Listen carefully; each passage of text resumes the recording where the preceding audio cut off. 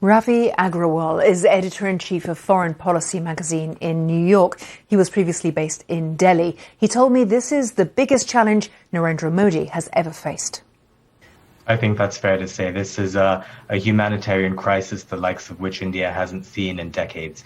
It is, in a sense, an embarrassment as well for this government, which has, over the last 7 or 8 years, been trying to portray itself as a rising world power with a more muscular global diplomacy. India has not been accepting foreign aid now for well over 15 years. It's having to reverse course on that. But more than all of that, I think there's a rising tide of palpable anger across India because many people in India believe that this was avoidable. Let's not forget that just a few months ago, Narendra Modi had declared victory over coronavirus.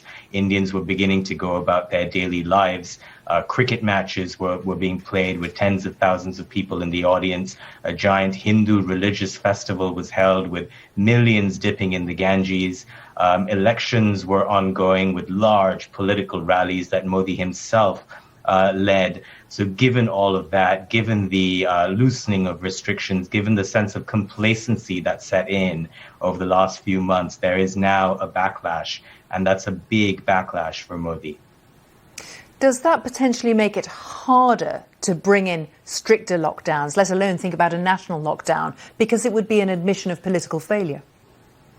In a sense, it would make it harder.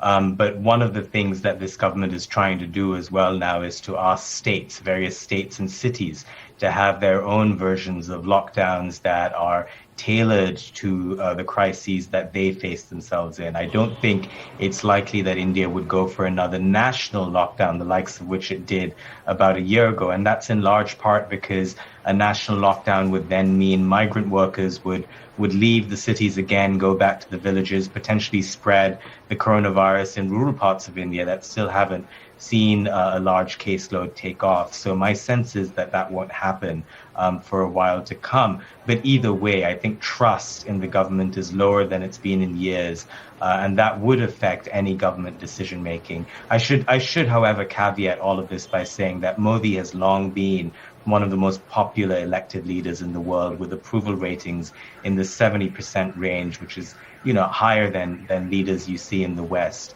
I don't think that's going to change overnight, but his reputation has been dented.